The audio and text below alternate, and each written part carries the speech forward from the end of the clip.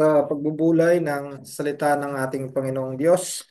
Muli, buksan natin ang ating mga Biblia sa pagpapatuloy ng ating pag-aaral dito sa 1 Timothy.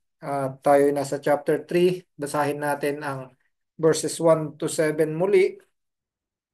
At ang focus natin sa hapong ito ay sa verses 4 hanggang 7.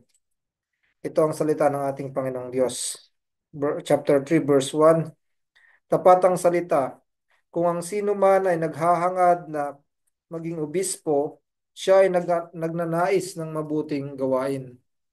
Kailangan ang obispo ay walang kapintasan, asawa ng isang babae, mapagpigil, matino ang pag-iisip, kagalang-galang, mapagpatuloy ng panauhin, mahusay magturo, hindi mahilig sa alak, hindi mapusok, kundi mahinahon, hindi palaaway at hindi maibigin sa salapi.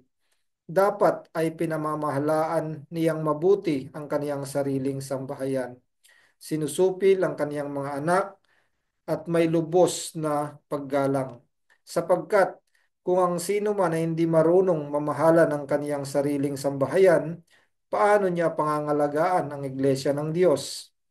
Hindi isang bagong hikayat, baka siya magpalalo at mahulog sa kahatulan ng diablo. Bukod dito ay dapat din namang siya'y magkaroon ng mabuting patotoo mula sa mga nasa labas. Baka siya mahulog sa kahihiyan at bitag ng diablo. Pagpalain naman tayo sa pagbubulay ng salita ng ating Panginoong Diyos. So gaya ng atin pong sinabi, tayo ay nagpapatuloy dito sa pag-aaral natin sa sulat ni Apostol Pablo para kay Timoteo, at sa chapter 3 verses 1 to 7 napapaloob dito yung mga qualifications or yung characters na kailangang tinataglay ng isang mangunguna sa iglesia ng ating Panginoong Diyos, or yung mga pastor or overseers or elders. So today, as we continue sa pag-aaral natin dito sa section na ito ng banal na kasulatan, tayo nasa focus natin ang 1 Timothy chapter 3 verses 4 to 7. At dito napapaloob yung iba pang mga blameless qualification of elders. So in this passage, the Apostle Paul lays out the qualifications of church leader. Kung ating matatandaan ng mga nakaraang ating mga pag-aaral, tinignan natin yung verses 1 to 3. Dito napapaloob yung mga moral characters ng isang or moral qualification ng isang elders or church leader. So ang church leadership po is not about personal ambition or about yung skill or yung charisma ng isang tao na kanyang tinataglay. But it is about the character, yung moral character or yung kanyang pagkatao. So last time, we saw the moral qualifications of an elder. At ngayon naman, tayo itutunghay dito sa verses 4 to 7 na kung saan magbibigay pa ng ibang mga detalye ng iba pang qualifications, at napapaloob dito yung patungkol sa home life ah, ng isang maglilingkod bilang leader ng iglesia ng ating Panginoong Diyos. Unang punto natin yon, yung kanyang home life or yung kanyang household. Ikalawang punto natin is yung kanyang spiritual maturity. At ikatlong punto naman natin is yung patungkol sa kanyang public reputation. So as we reflect on the study that we have before us this afternoon, let us examine not just the church leadership, but nawa ay matignan din natin ang ating mga sarili, ang ating mga sariling buhay on what the scripture says about us. Hindi lang ito patungkol sa mga itinalaga or pinili ng Diyos bilang mamumuno ng kanyang iglesia. Marami tayong matututunan dito as we evaluate, or kung tayo man ay mabibigyan ng pagkakataon na pumili para sa iglesia ng mga mangunguna sa iglesia ng ating Panginoong Diyos. But ito rin ay may application or may pangungusap sa ating mga sariling mga buhay dahil ang mga characters po na ito is godly characters na hindi lamang po expected to church leaders but also to all believers. At nawa, tulungan tayo ng ating Panginoong Diyos na makita natin yung mga pagpapala sa salita niya. At bago tayo magpatuloy at tingnan ang bawat punto natin pong pag-aaralan, ay humingi muna tayo sa ating Panginoong Diyos ng kanyang tulong. Tayo manalangin. O aming Panginoon, aming Diyos, aming Ama, muli kami po'y tutunghay sa pag-aaral ng inyo pong salita. Kami po'y lumalapit sa inyo na may kapakumbabaan. Wala po kaming sapat na karunungan upang matanggap namin ang at maunawaan ang inyo pong mga salita. Kung hindi po sa pamamagitan niyo, dalangin namin o Diyos na tulungan niyo po kami upang maunawaan namin at higit sa lahat, ma-apply, maipamuhay namin ang mga salita niyo o aming Panginoong Diyos. Dalangin namin ito sa pangalan ng aming Panginoong Kristo. Amen. Sabi dito sa uh, verses 4 to 7, aking babasahin muli. Sabi dito sa English, he must be one who manages his own household well, keeping his children under control with all dignity. But if a man does not know how to manage his own household, how will he take care of the church of God? And not a new convert, so that he will not become conceited and fall into condemnation incurred by the devil.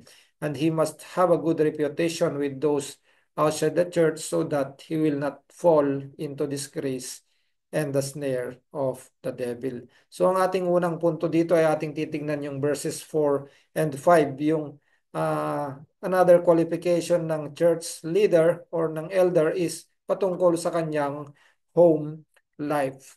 So, aside from having an exemplary moral life na kailangang tinataglay ng isang mamumuno sa iglesia ng ating Panginoong Diyos, another qualification of an elder is it should be an exemplary home life also. So, excuse, his home life is the most important basis or ito yung magiging proving ground on how someone will be able to lead the church. So, ang eldership role po is hindi na nangyayari overnight, but eldership requires prior experience.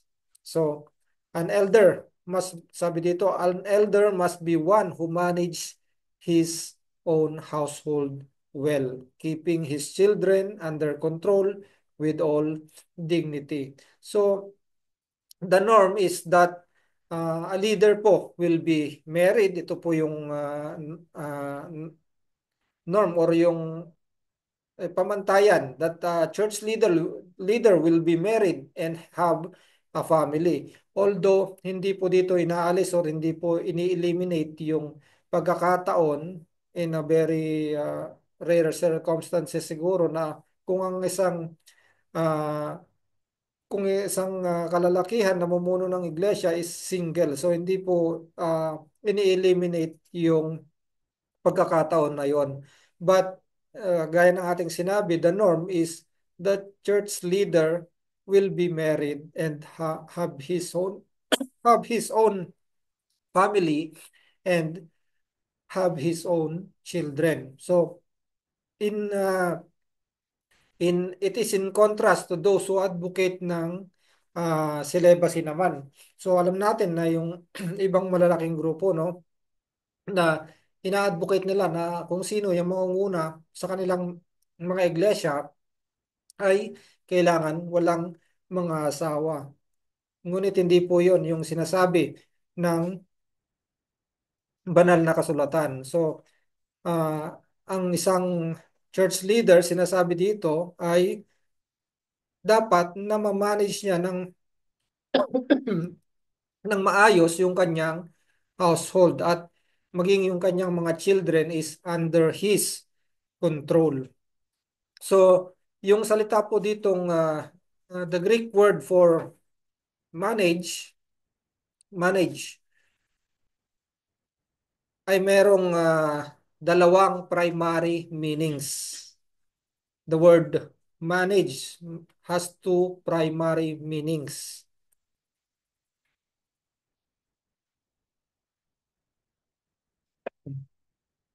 Ang isa po is to supervise. Isang meaning po nito is to supervise. And the other is to nurture or to be concerned or to care. So, to supervise and to care. Yan po yung two primary meanings ng salitang manage. So, the father, yung isang leader ng iglesia, is the leader who governs the household. So, yung pamumuno niya dapat is he does the caring and ipinoprovide niya yung needs ng each and every member ng kanyang family, which uh, kung ginagawa yon sa kanyang family, the elder should do the same thing in the family of God. Kaya mahalaga na ang isang binanggit dito na qualification ni Apostle Paul sa isang mamumuno sa iglesia is yung napapamahalaan niyang mabuti. He manage well his own household. So, he is not just to manage his household. Hindi lang sinabi dito na to manage his household, but to manage his own household well. To manage his own household well. So it means that an elder must be one whose leadership whose leadership in the home must be excellent, must be good. Yung kanyang pamamahala sa kanyang sambahayan ay excellent. Hindi lang ito ordinaryong pamamahala uh, na normal lamang, kundi napapamahalaan niyang mabuti ang kaniyang sambahayan. Sabi dito sa Tagalog, di ba? Dapat ay pinamamahalaan niyang mabuti ang kaniyang sariling sambahayan. So, ibig sabihin nito, he must be excellently good sa pamamahala niya or visibly good sa pamamahala niya sa kanyang sariling sambahayan. So, the man who serves as a pastor must demonstrate that he can lead people to salvation and sanctification that he has done in his own household. So, kung nagagampanan niya ito sa kanyang household, isa itong pamantayan na maaring qualified siya sa pamumuno sa iglesia or sa sambahayan ng ating Panginoong Diyos. So, a leader in the church must keep his children under or balikan ko muna yung ano no, sinabi natin kanina no na ang pamumuno sa iglesia ng ating Panginoong Diyos ay hindi nangyayari overnight kundi nangangailangan ng experience. So kung ating ihalin tulad ito no, panahon ng eleksyon, panahon ng politics no, saan natin yung mga kandidatong nag-aim ng pamumuno sa pinakamatataas na katungkulan sa ating gobyerno. Anong pamantayan yung kanilang mai mailalatag upang paniwalaan sila ng mga tao at sila iluklok dun sa posisyon na yon. 'Di ba? Maaring tingnan din ng mga tao or yung ng mga magiging botante kung ano na yung kanilang track record, kung ano na yung kanilang pinamunuan, ano na yung kanilang ginawa sa part ng government sa pamumuno sa gobyerno. Halimbawa, nag-serve na ba siya as pagiging kahit man lamang barangay captain, pagiging mayor or sa iba pang mga government offices. Kung walang mga ganon, so anong may lalatag nila sa mga tao na sasabihin nila na capable sila sa pamumuno sa mas mataas na katungkulan na kanilang minimithi. So, ganun din. Sinabi nga natin kanina that it is the proving ground, yung pamamahala sa iglesia is ang proving ground nito is yung pamamahala niya, pagmamanage well niya sa kanyang sariling sambahayan. So, kung ito yung magiging batayan, so magiging batayan ito upang maging qualified siya sa isang aspeto. Ito ay isang aspeto pa lamang ng qualifications ng isang elder. At kung ito'y makikita sa kanya, so maaaring siya'y qualified sa pagiging leader ng iglesia ng ating Panginoong Diyos. So, a leader in the church must keep also his children under control with all dignity. Sinasabi dito, no? It speaks sinabi dito na keep his children under control. It speaks parang sa military term ito. It speaks lining up in rank under or one in authority. Yung father is the authority at kailangan nag-o-obey under the rank yung kanyang mga anak. So his children are to be lined up to be in the proper control. Ang mga anak dapat is maging respectful, sila ay controlled ng kanilang mga magulang, and sila dapat ay mga disciplined children, no? So, ang isang um, ama na maayos na namamahala sa kanyang iglesia, he must know how to instruct, how to nurture, how to discipline kung magkasala or nakakagawa ng pagkakasala ang kaniyang mga anak. He knows how to discipline and how to deal with rebellion patiently.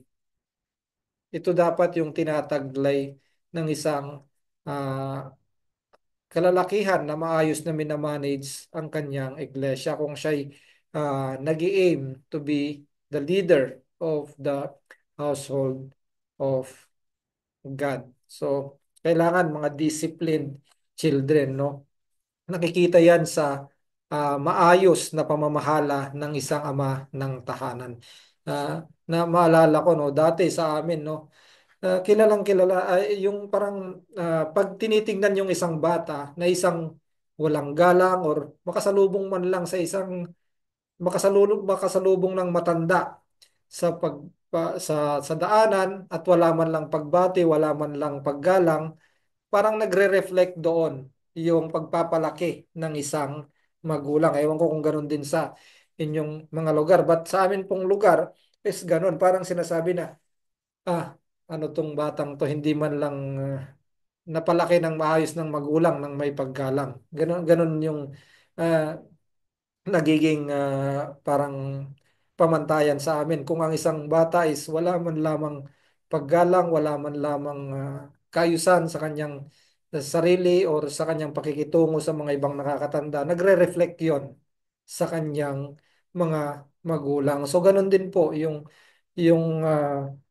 maayos na namamahala, isang ama na maayos na namamahala sa kanyang household. Makikita ito sa kanyang mga anak, sila'y maging respectful ba, sila'y controlled, and sila'y obedient, and sila'y disciplined, sila'y mga disciplined children. So, the discipline na kailangan na ipataw or yung proper control ng isang ama sa kanyang mga children is not through harshness and legalism na kung saan nagre-require ng perfection. Wala pong hindi po dapat ganito yung pamamahala, pagmamanage well ng isang ama sa kanyang mga anak. Hindi po kailangan na siya'y harsh at legalistic sa mga bagay-bagay na para bang tinitignan niya ang kanyang mga anak or nais niya yung kanyang mga anak ay maging perfect sa lahat ng mga bagay. Kaya nga merong mga discipline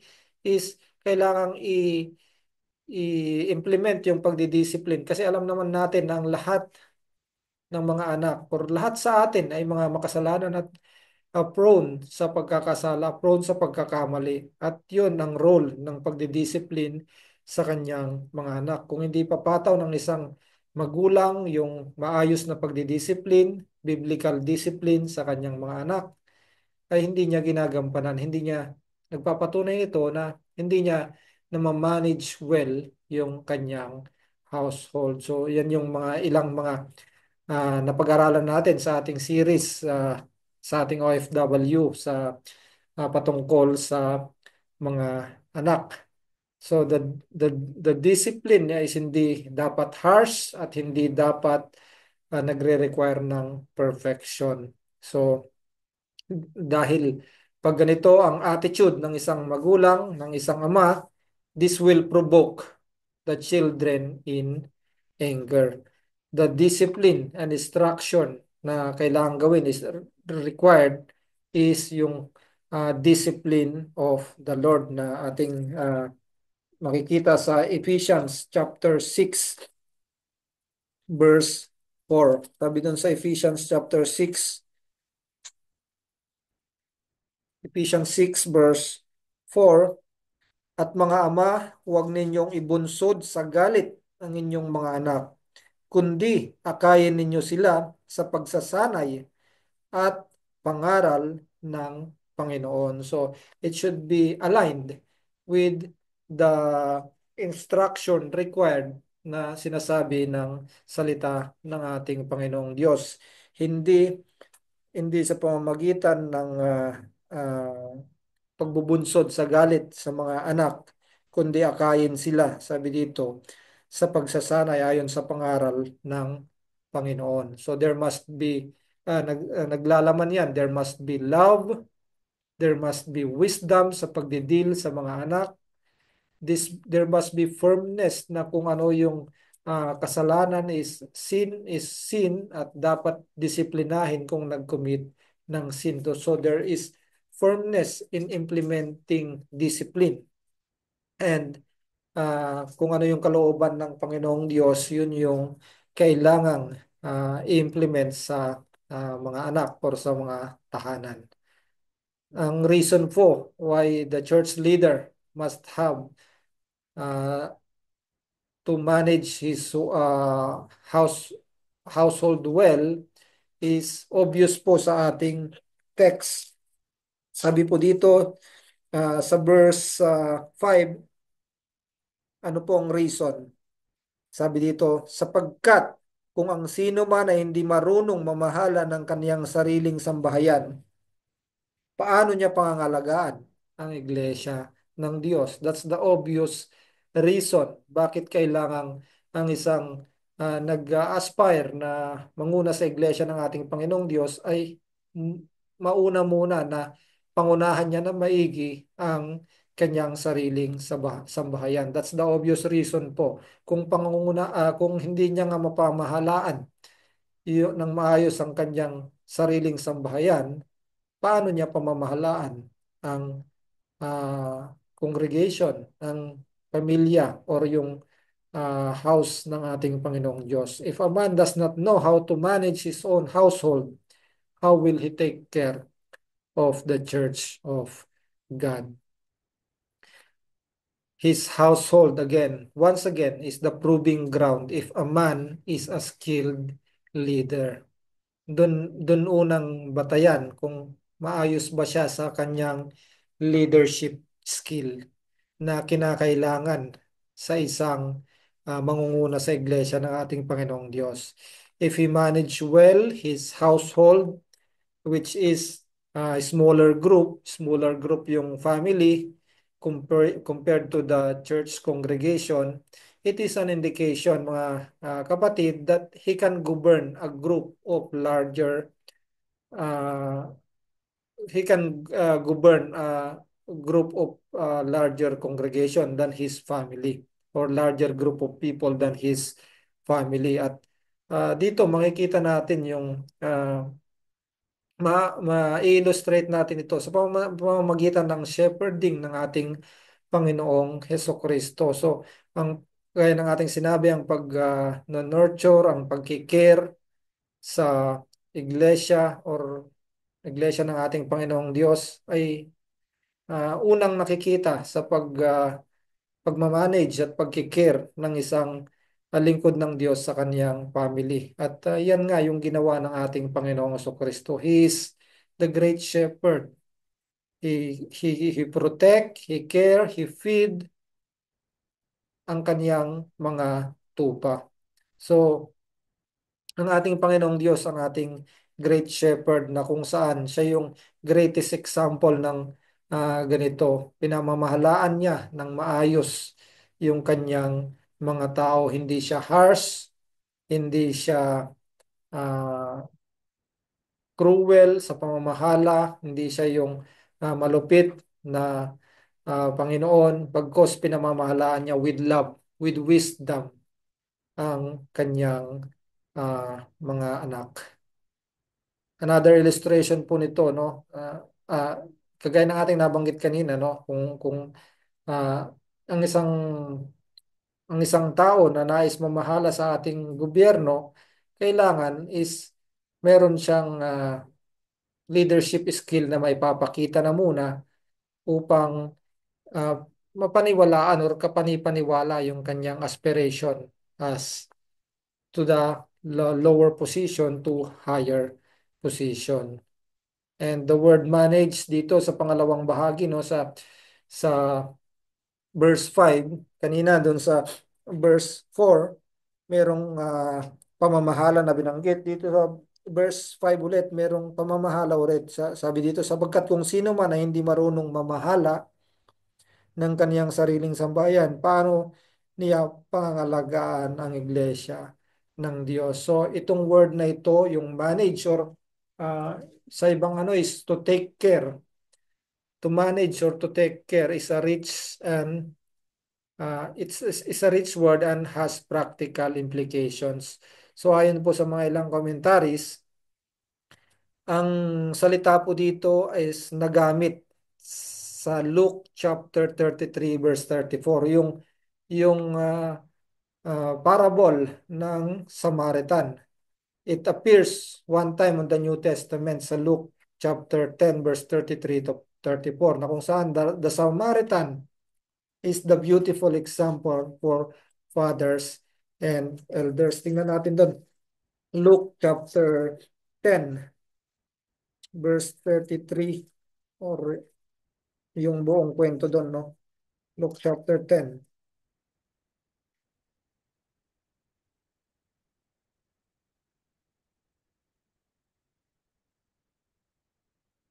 Ito yung talinghaga sa mabuting Samaritano, no?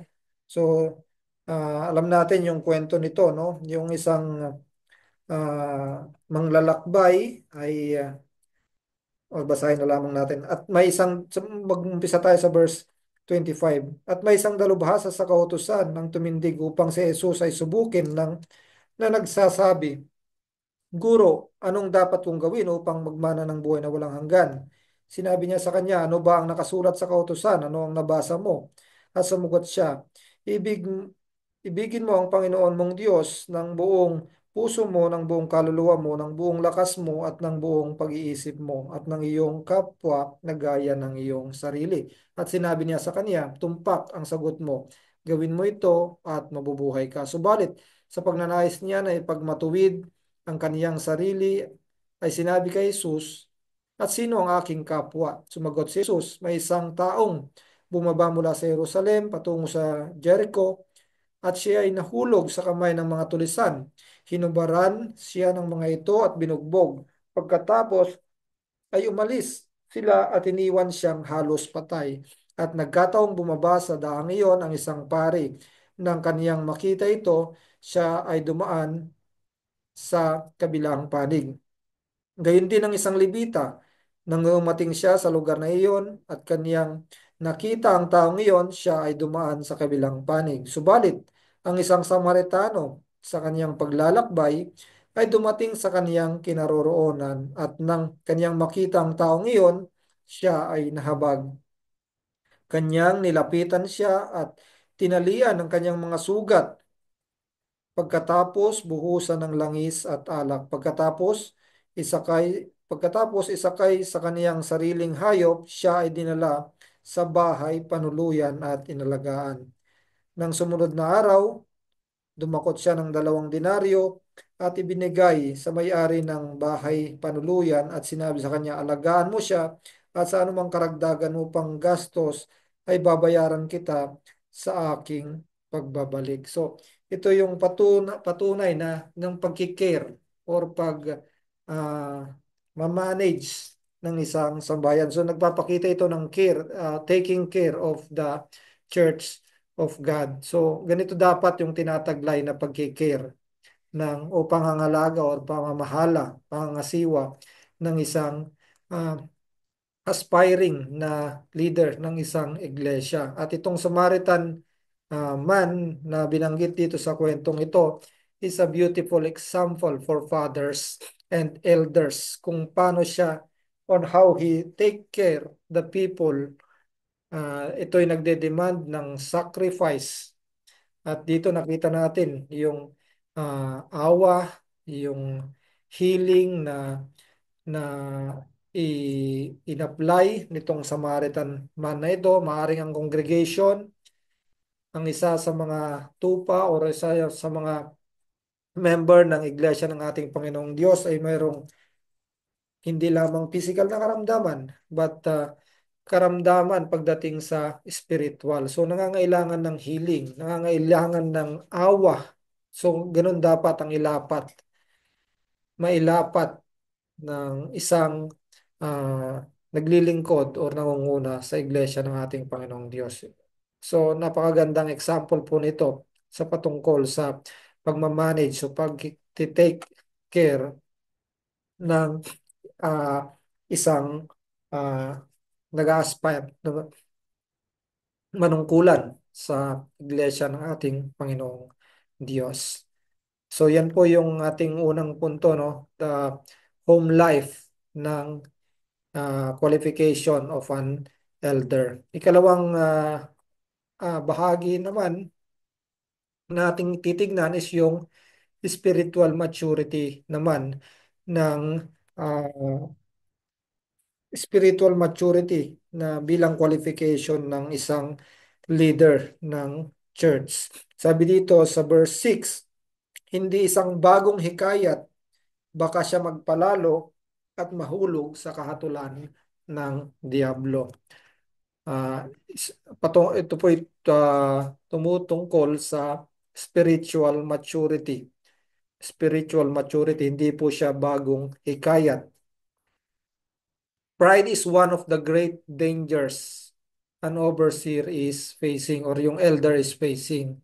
Kaya mahalaga na yung tinataglay niya is yung humility. Yung humility po is an essential qualification ng isang elder ng iglesia. An elder must not be new convert or sa ibang mga salita, ito po'y nangangahulugan na uh, it means something like new growth or newly planted. Hindi po siya dapat newly converted or newly planted Christian. So kung magtatalaga man ng iglesia, ng leader, ang isang iglesia, isa po itong pamantayan na hindi po siya newly converted Christian, hindi po siya newly planted Christian.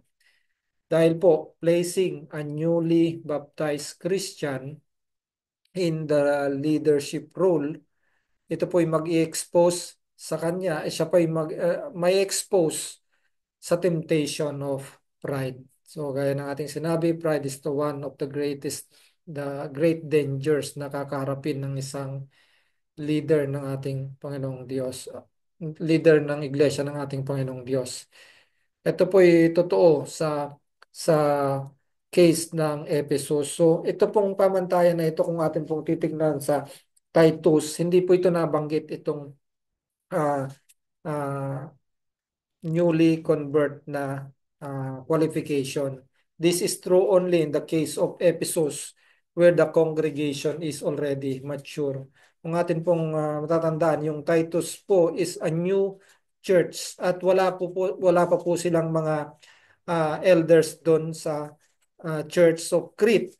Wala pa pong mga elders doon. So yung qualification na binigay doon ni Apostle Paul is yun yung mga gagamitin para sa mga ah, almost the same po pero ito po yung nawawalang bahagi doon. Yung ah, patungkol sa new convert. Dahil nga, ang iglesia doon sa Crete is relatively new. Hindi po siya katulad nitong church in Ephesus where the congregation is mature. At kung ang isang newly convert po is ilalagay sa leadership role, bakit po nasabi na maaring ma-expose siya sa temptation of pride? Di ba po, kung ang isang newly convert is ilalagay doon sa level ng mga nandun na. May mga spiritual mature na doon, may mga nag-lead na doon. Ilang years na silang Christian at yung maturity nila is nandun na. At kung ilalagay doon yung isang bagong convert, bagong mananampalataya, maaring mag-lead ito ng pride sa kanya. Nasasabihin niya, ka-level ko na tong mga to.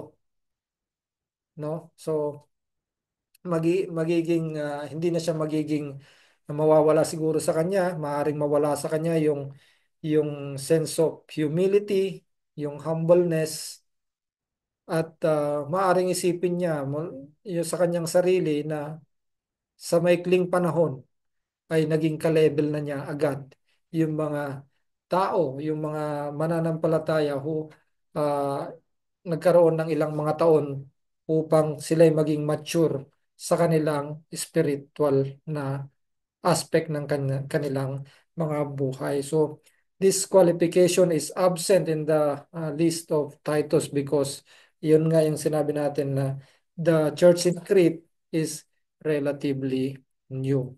No?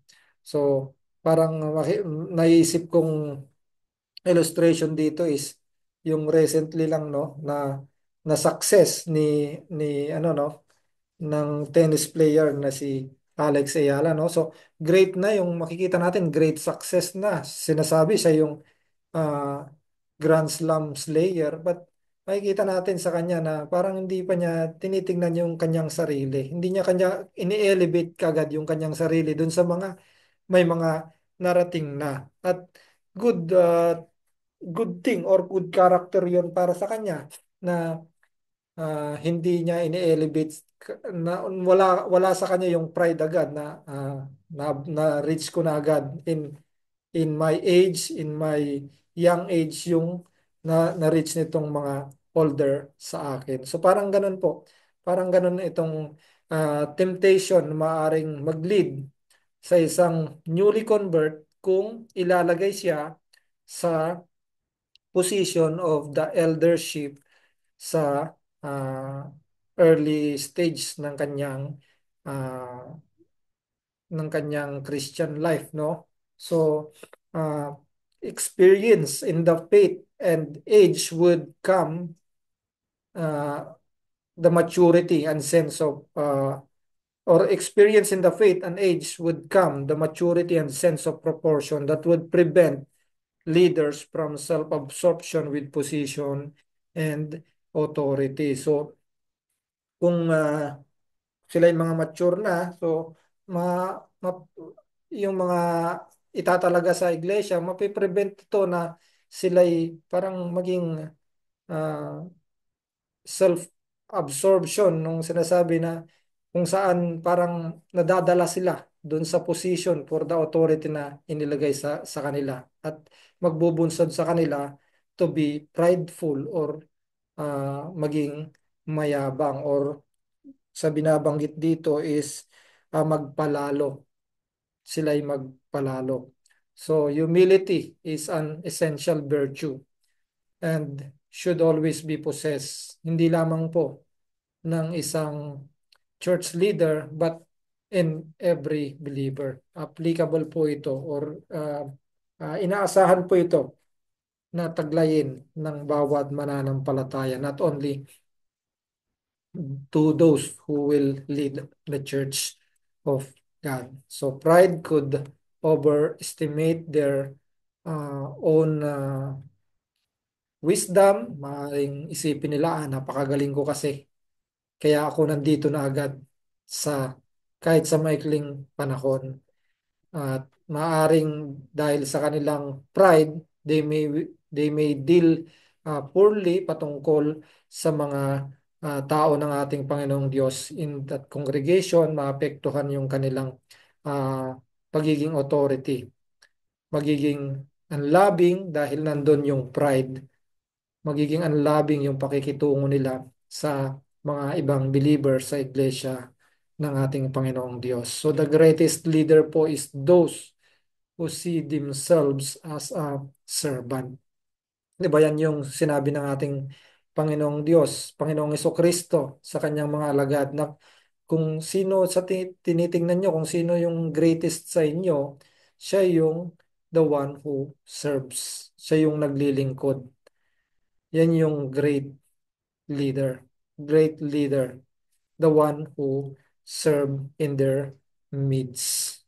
So, ang salitang conceited po dito or yung sinasabing mahulog sa kahatulan ng Diablo, conceited means to puff up like a cloud of smoke, putting a new convert into a position of spiritual leadership would likely to puff him up and in danger of falling into condemnation incurred by the devil. So parang naisip ko dito parang yung kasabihan sa atin sa Tagalog no, parang lumaki yung ulo. Lumalaki agad yung kanyang ulo, nagyayabang or so, parang puff up, merong pagyayabang dahil sa narating na niya. So that is na yung maaring kahantungan kung ang isang tao ay ilagay sa pamumuno sa iglesia if he is newly convert. At yung salita po dito na nabanggit that is falling under the same kind of judgment pronounced by God in Satan. Yung sinabi dito na uh, uh, puff him up and in danger of falling into condemnation incurred by the devil. Nangangahulugan po ito that it is maaring mahulog siya under the same kind of judgment na iginawad or iprenounce ng ating Panginoong Diyos kay Satan. Sa Proverbs 16:18, merong warning doon ang ating Panginoong Diyos patungkol sa pride. Proverbs 16:28.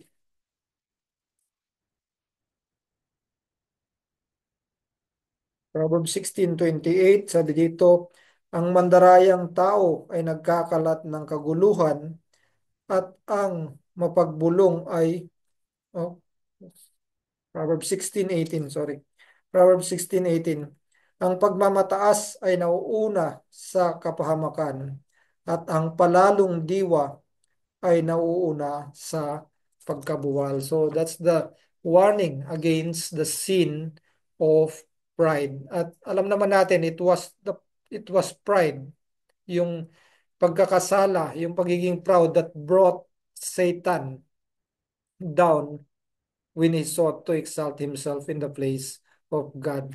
Doon sa naglalarawan ito, no, hindi na natin babasahin sa Ezekiel chapter 28 verse 11 to 19 na kung saan ini-exalt nung may pronouncement doon ng ini-exalt ng King of Tyre ang kanyang sarili. So parang nangangahulugan ito ng kanyang exaltation ni Satan sa kanyang sarili. So si Satan or si Lucifer is one of the uh, not one or siya yung pinaka-beautiful na angel. But sa kanyang pagmamataas, itinataas niya yung kanyang sarili at inexalt niya yung kanyang sarili in the place of God. At siya nga ay nahulog sa kahatulan na pronouncement sa kanya ng ating Panginoong Diyos. Basahin natin yung Isaiah chapter 14 verse 12 to 14.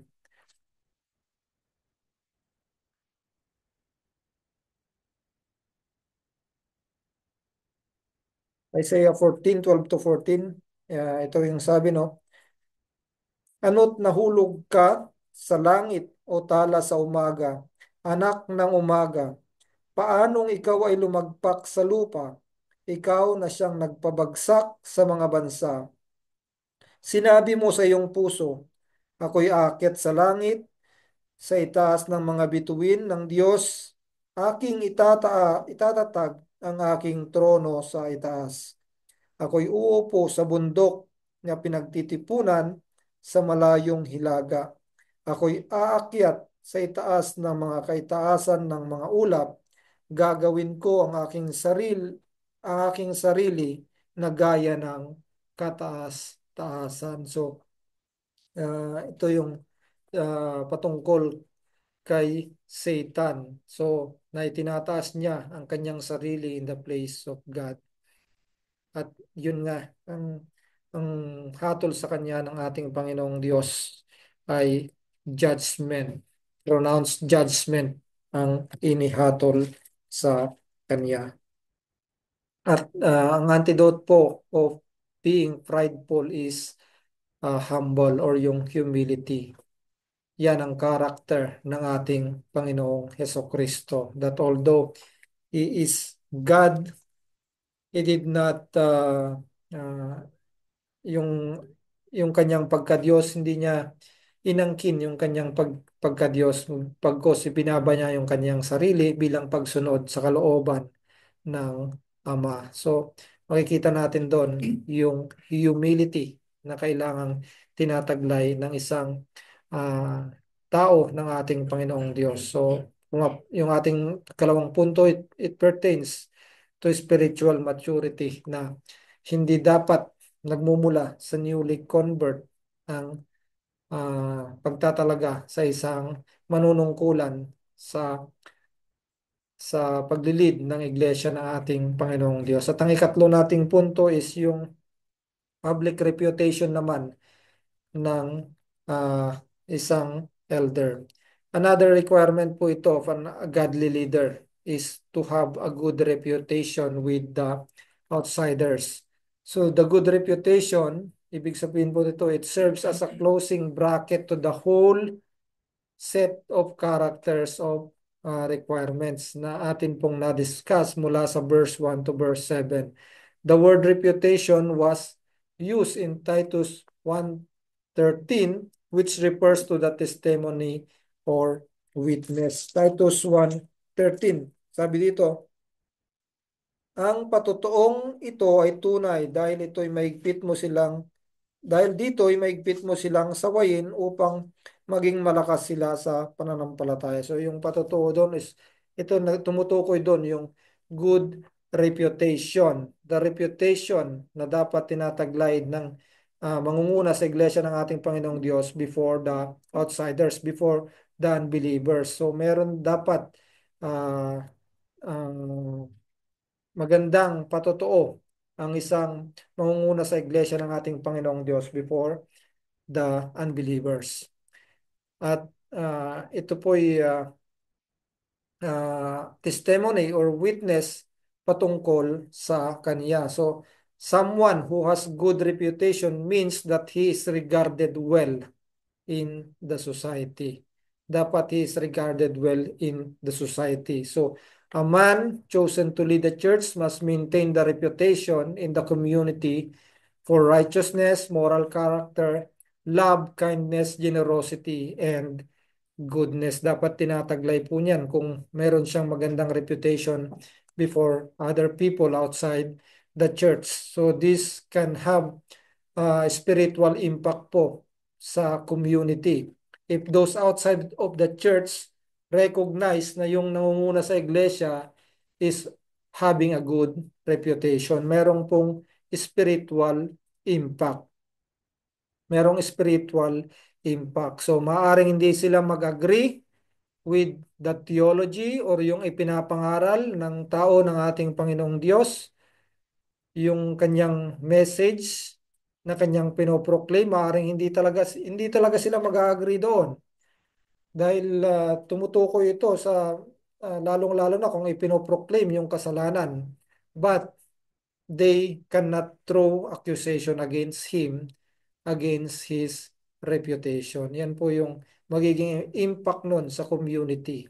So, maaaring tuligsay nila siya dahil sa kanyang pangungusap, dahil sa kanyang mensahe sa ebanghelyo ng ating Panginoong Diyos na kanyang ipinapangaral, ng kaligtasan sa pamamagitan ng ating Panginoong Kristo lamang, but hindi nila siya ma-accuse against his reputation. So yun na lamang yung kanilang titirahin, yung kanyang message dahil wala silang mailatag laban sa kanya because he is a man of good reputation. So this is true to the apostles of our Lord Jesus Christ, na kung saan nagbigay ng comment dito si John Chrysostom. Sinabi niya dito, patungkol sa mga apostles ng ating Panginoong Diyos. Ito yung kanyang sinabi. They were slandered as deceivers and impostors on account of their preaching. And this because they could not attack their moral characters and lives. For why did they not once say of the apostles that they were fornicators, unclean, or covetous persons, but that they were deceivers, which relates to their preaching only? Must it not be that their lives were irreproachable? So yan po yung sinasabi niya dito that the apostle of the Lord Jesus Christ, hindi sila ma-attack against their moral characters. Hindi sila sinasabihan na fornicators, unclean, or covetous person. Pagkos yung paratang sa kanila is deceivers. At ito'y patungkol sa kanilang ipinapangaral sa mensahe ng Ebanghelyo ng ating Panginoong Heso Kristo. Dahil nga, ang kanilang mga buhay is without reproach. Sila ay may mabuting or ay may magandang sila ay may magandang mga reputation before the community. So an individual that does not have good reputation naman, kung ilalagay sa leadership role ng iglesia, will do nothing but bring reproach or disgrace sa ating Panginoong Heso Kristo. Magbibigay ito ng reproach sa ating Panginoong Heso Kristo. So Romans 2 verse 23 and 24, Romans 2, 23 and 24, ito yung pangungusap ni Apostol Pablo laban sa mga Israelita. Romans 2, 23 and 24, sabi dito, ikaw na nagmamalaki dahil sa kautusan, nilalapastangan mo ba ang Diyos sa pamamagitan ng paglabag sa kautusan? Sapagkat ang pangalan ng Diyos ay nilalait sa mga hintil dahil sa inyo, gaya ng nasusulat. So nagyayabang sila na sila ay mga nagmamalaki dahil sila ay nasa kautusan, but nagbibigay sila ng reproach, nagbibigay sila ng lapastangan or disgrace sa pangalan ng ating Panginoong Diyos. So, kung ang isang tao na involved sa isang kahihiyan or sa isang sabihin nating scandal, nadadrag yung buong kinabibilangan niyang grupo at nagbibigay lalong-lalo na, no, kaya ng ating pinag-uusapan ng nakaraan.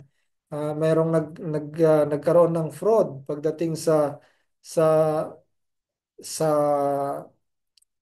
tawag dito yung sa ministry patungkol sa napakalaking event dito sa Kuwait, no? So yung isang gumawa ng fraud na yon is drinag niya sa kahihiyan yung buong ministry na kinabibilangan niya. So kung ang isang tao ng Panginoong Diyos ay walang good reputation at hindi naging maganda or hindi above reproach yung kanyang pamumuhay, sinong mapupulaan, di ba?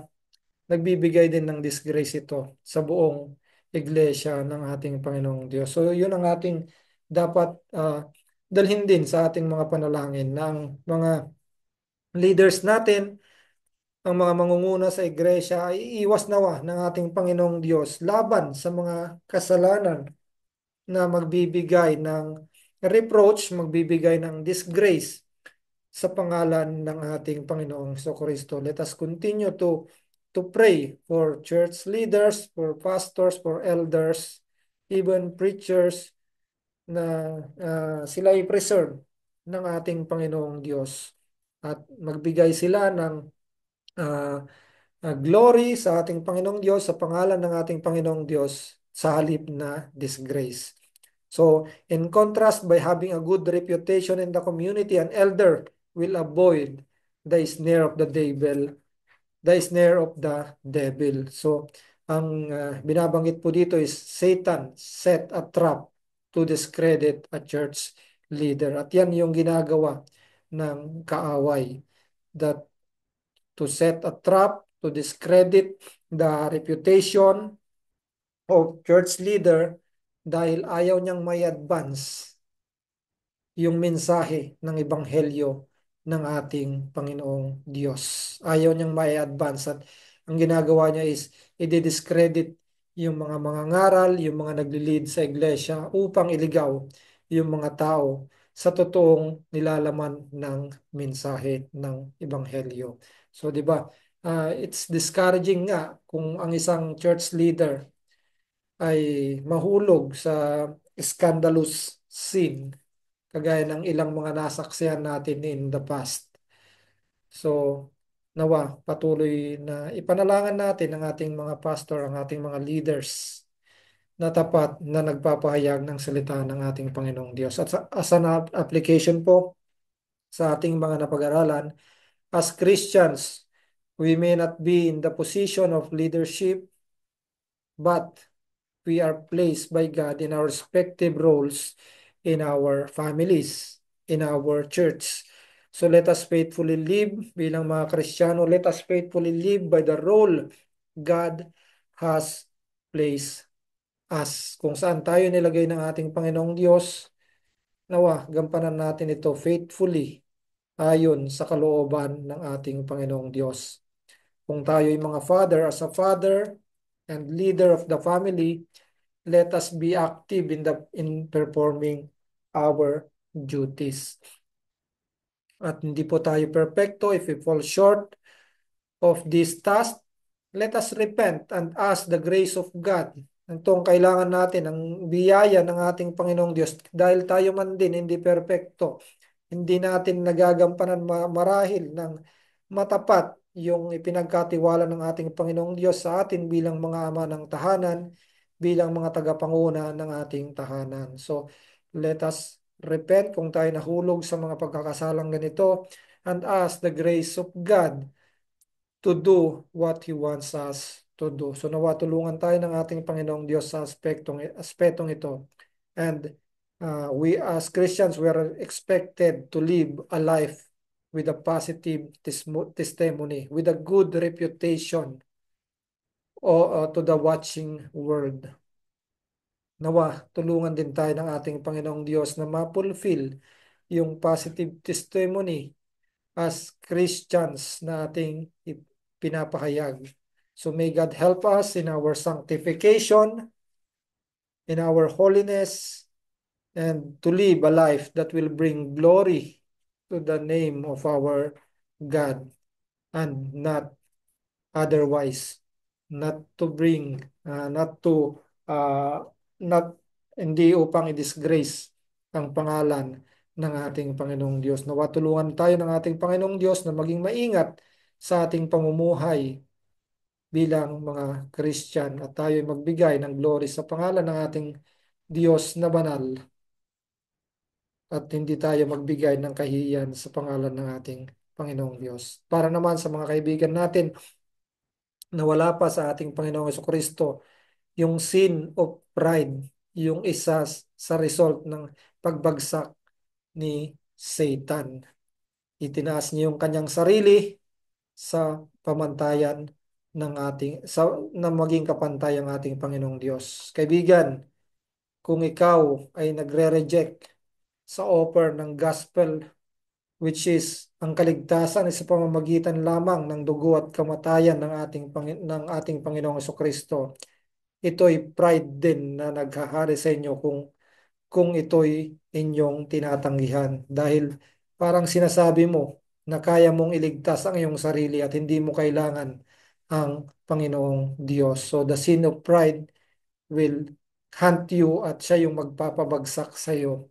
At ito yung pagkakasala na magdadala sa iyo sa walang hanggang kapahamakan. So, nawa kaibigan, isuko mo or be humble na tanggapin mo na ikaw ay makasalanan at nangangailangan ng tagapagligtas. Hindi mo kayang iligtas ang iyong sarili, but sa pamamagitan lamang ng kalooban ng Diyos, ito lamang yung paraan upang ikaw ay maliligtas sa pamamagitan ng pagdanak ng dugo ng Panginoong Kristo sa kanyang kamatayan, sa kanyang katuwiran. Ito lamang ang paraan ng kaligtasan. So nawa, kaibigan, be humble at tanggapin mo na ikaw ay makasalanan na nangangailangan ng tagapagligtas. Repent of your sins and put your faith in the Lord Jesus Christ. Tayo manalangin. Panginoon, o aming Diyos, salamat sa natapos muli na namin na pag-aaral ng iyong salita. Lord, nawa patuloy kang mangusap sa amin sa mga aspetong ito na amin pong napag-aralan patungkol sa qualifications of a church leader. Maaaring hindi mo kami nilagay sa pagiging sa pastoral ministry, sa pag-lead ng iglesia, but as a believer, O God, meron po kaming role in the place na kung saan mo po kami nilagay sa amin pong family, and maging sa amin pong sa congregation to edify other believers. Nawa Panginoon, magampanan namin ito ng may pag-iingat sa amin pong sarili at patuloy. Nawa kami Panginoon, natulungan mo na mamuhay kami na magbigay ng glory sa iyong pangalan at hindi magbigay ng kahihiyan sa inyo po, O God. Hindi po namin kakayanin ito sa amin pong sariling kakayahan, but hiningi po namin ang inyo pong awa, ang inyo pong biyaya na tulungan niyo po kami upang magawa ang pamumuhay ng naayon sa inyo pong kalooban. Tulungan niyo po kami, o aming Panginoong Diyos. Ito po ang aming dalangin sa pangalan ng aming Panginoong Kristo. Amen.